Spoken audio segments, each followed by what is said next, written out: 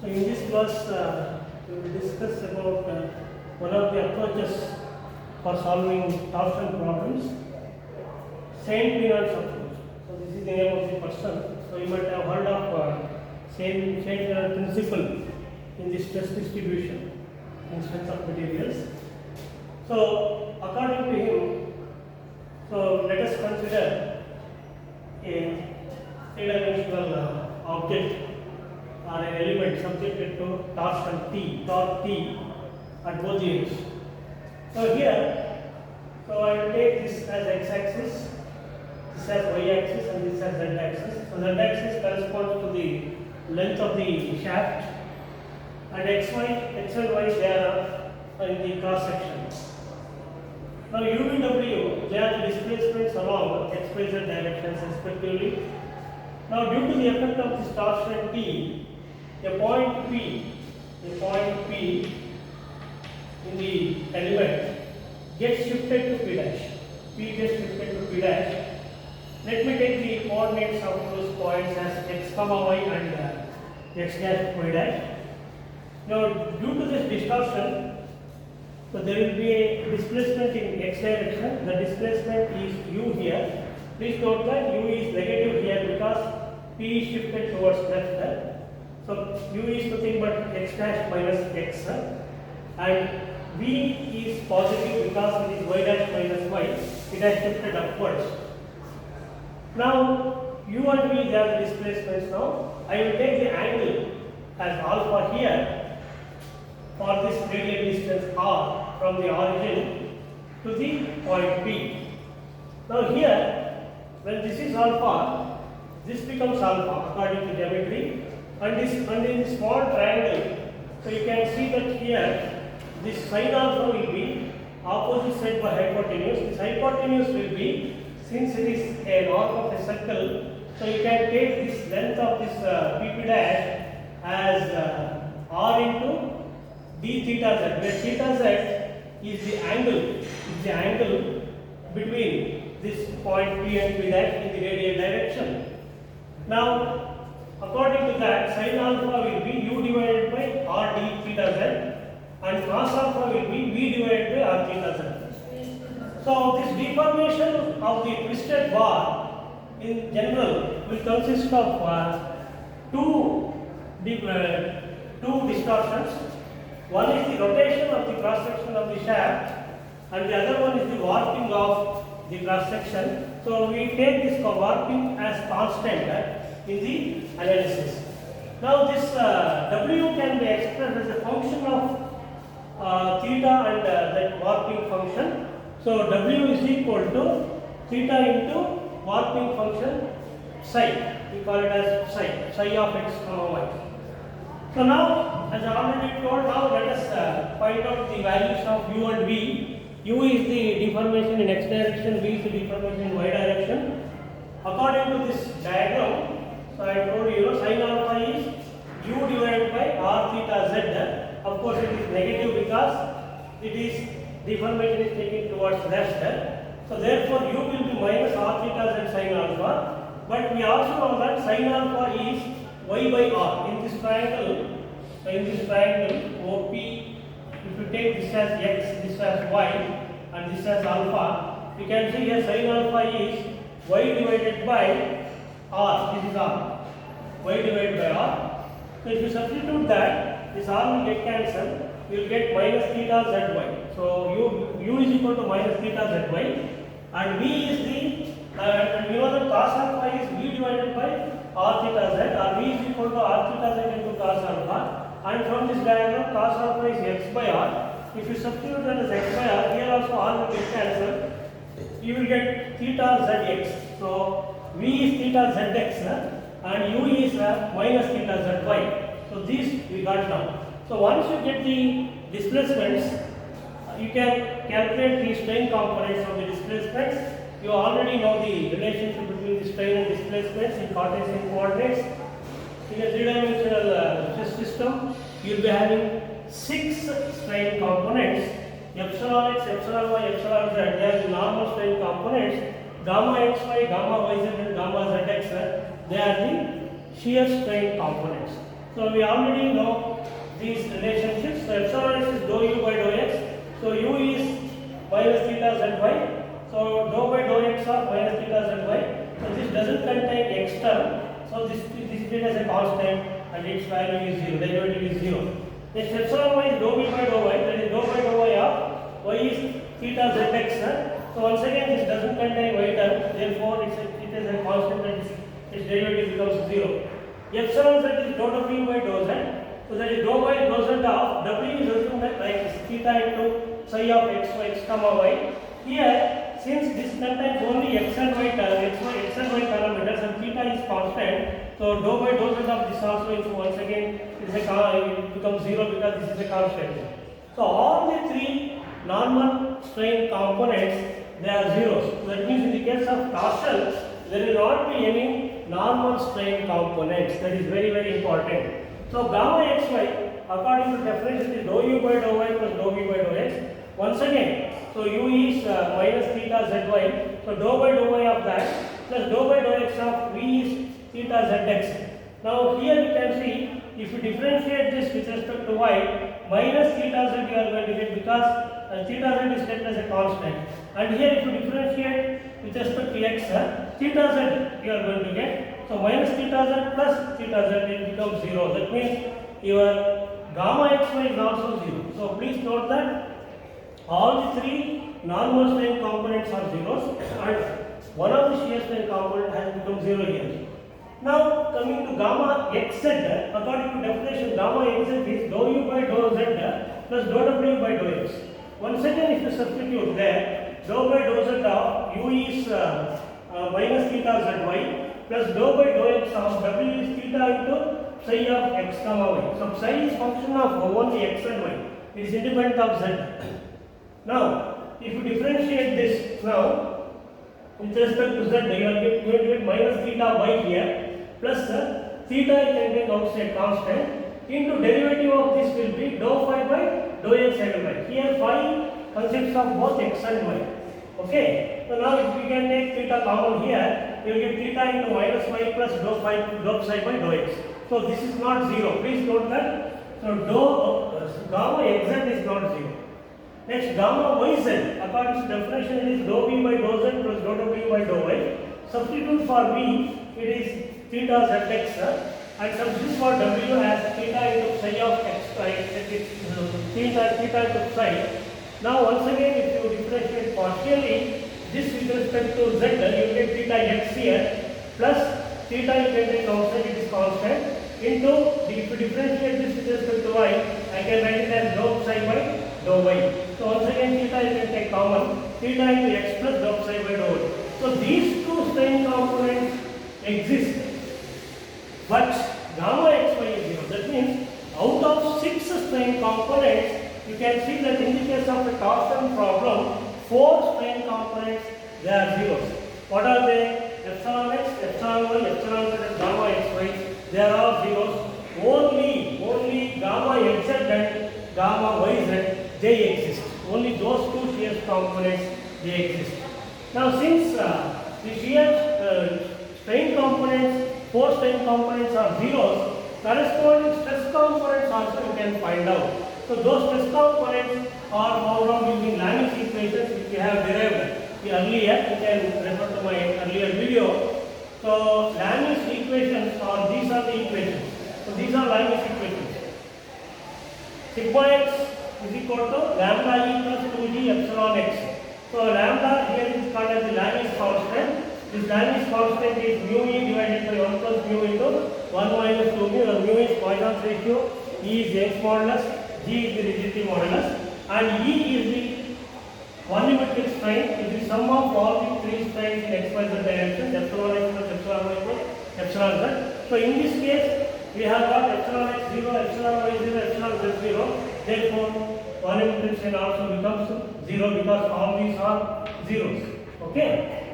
Now, if you substitute those things here, this lambda, whatever it may be, since e is 0, so here epsilon x is also 0, both these two terms become 0. So finally sigma x is 0, sigma y also will be 0, sigma z also will be 0. Coming to tau xy is g into gamma xy, where g is modulus of rigidity. So since gamma xy is 0, so rho xy is also 0. But only tau xz and tau yz they exist because gamma xz and gamma yz exist. So g into gamma xz is your tau xz. So gamma xz we have got theta into minus y plus dou psi by dou x. So multiplied by g gives the value of tau xz, and tau yz is g into gamma yz. So gamma yz is this theta into x plus dou psi by dou y multiplied by g gives the value of tau yz. That means the torsion problem has been converted to a pure shear problem. So all the normal stress values are zeros. Sigma x, sigma y, sigma z are zeros. Normal strain values are zero. Epsilon x, epsilon y, epsilon z they are zeros. But only you have tau xz and tau yz. That means it can be converted to a pure shear case problem. So torsion problem can be transformed to a pure shear problem. So this is one idea. So these expressions you have to remember for stresses and strains. These are the expressions for strains. These are the expressions for stresses. Now coming to equilibrium equations in three-dimensional Cartesian coordinate system, we have derived it earlier. So these three are the equilibrium equations. Dou sigma x by dou x plus dou tau x by dou y plus dou tau xz by dou z plus fx is equal to 0. Similarly, dou tau xy by dou x plus dou sigma y by dou y plus dou tau yz by dou z plus fy is equal to 0. Dou tau xz by dou x plus dou tau yz by dou y plus dou sigma z by dou z plus fz is equal to 0. You know that fx, fy, fz, they are all body force components. Earlier we have derived it. So assuming negligible or zero body forces, so this fx, fy, fz, so they become 0. We can neglect that. So we are simplifying the analysis. If the body forces are neglected, so what are the other things we are left with? So sigma x is 0. We got sigma x as 0. Therefore this term also becomes 0. Tau xy is 0. Therefore this is also 0. Second term, only this term exists. That means dou tau xz by dou z. Dou tau xz by dou z is equal to 0. That is simplified version of the first equation. Now second equation, tau xy is 0. Therefore first term, dou tau xy by dou x is 0. Fy becomes 0.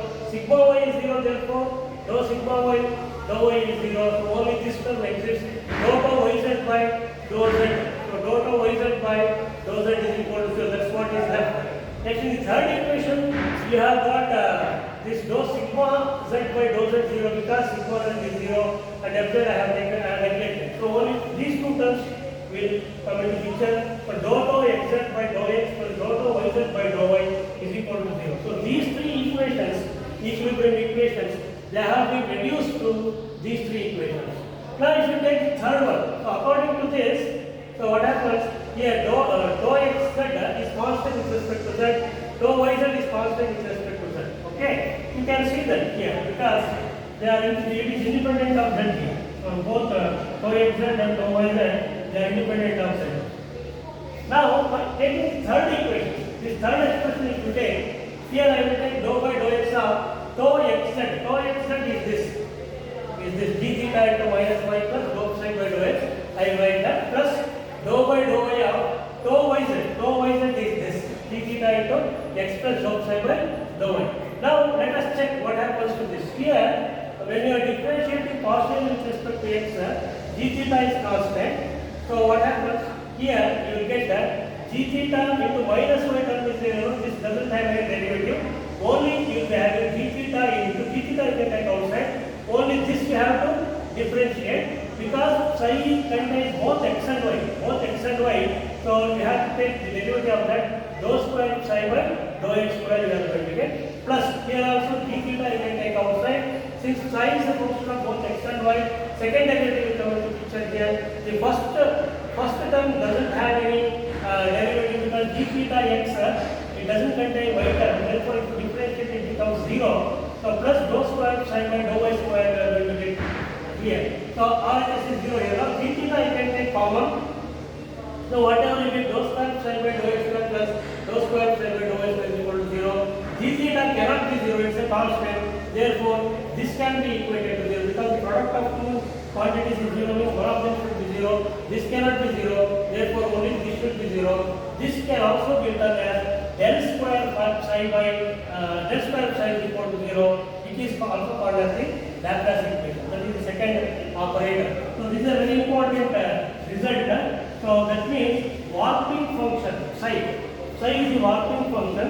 Warping function satisfies Laplace equation. That is very important conclusion. Warping function satisfies Laplace equation. So they will ask you to prove this. So you have to do this derivation up to this. Okay. Now there is one more stress function called Torsion stress function. Please note the difference. Psi is called as the warping function. It satisfies Laplace equation. Now there is one more function we can introduce, that is as phi. So this phi, it is called as Torsion stress function. Once again, it is also a function of both x and y. Now it is defined in such a way that these two, this is important. So phi is defined in such a way that dou xz is dou psi by dou y and dou yz is minus dou phi by dou x. So phi is defined like this. So these two conditions should be satisfied. That means here, if you differentiate this according to this, what happens? If you take the derivative of this with respect to x, that means it becomes dou square phi by dou x dou y. And if you differentiate this with respect to y, it becomes minus dou square phi by dou x dou y. Now automatically, if you add them, it becomes 0. That means this equation is automatically satisfied. You can check that. So now I will take this dou xz. Dou xz is according to the definition dou phi by dou y. Now what you can do is here dou xz. So is nothing but this g theta into minus phi plus dou psi by dou x. So what you can do is this is equal to this. You can write, is it not? Because both are equal to dou xz. Dou xz is equal to this. Dou xz is equal to this. So these two can be equated now. So therefore I can write dou phi by dou y is equal to g theta into minus phi plus dou psi by dou x. And similarly dou yz is minus dou phi by dou x, and that is the same as dou yz is g theta into x plus dou psi by dou y. So now if you differentiate this with respect to y and differentiate this with respect to x, and if you subtract, because minus is there, so this minus this means this becomes plus there, minus becomes plus. So what we have to do, differentiate this first one with respect to y partially and differentiate the second one with respect to x partially and subtract the second from the first. You are going to get this one. So dou square phi by dou x square plus dou square phi by dou x square, you can prove that is equal to minus 2g theta. Minus 2g theta. That is not 0, please note that, minus 2g theta. So that is called as the Laplace equation. So not Laplace equation, Poisson's equation. This is Laplace equation, this is Poisson's equation. That means there are two functions here. One is called as the warping function psi that satisfies Laplace equation. So Laplace equation is dou square psi by dou x square plus dou square phi by dou y square is equal to 0. And the another function which is called as Torsion stress function phi that satisfies Poisson's equation, which is dou square phi by dou x square plus dou square phi by dou y square is equal to minus 2g theta. That is called as Poisson's equation. So these two are two important equations which we are going to use in solving torsion problems of any type of cross section. Very important, any type. It can be circular or non-circular. In non-circular, it may be elliptical, it may be T section, I section, or it may be what you can say thin-walled sections. Anything it can be. So we can analyze torsion problems using these two important equations. Of course, Laplace equation we got from equilibrium equations only. And this Torsion stress function we have assumed and we have proved that it satisfies the Poisson's equation. So this is the basics of torsion theory of any type of cross section.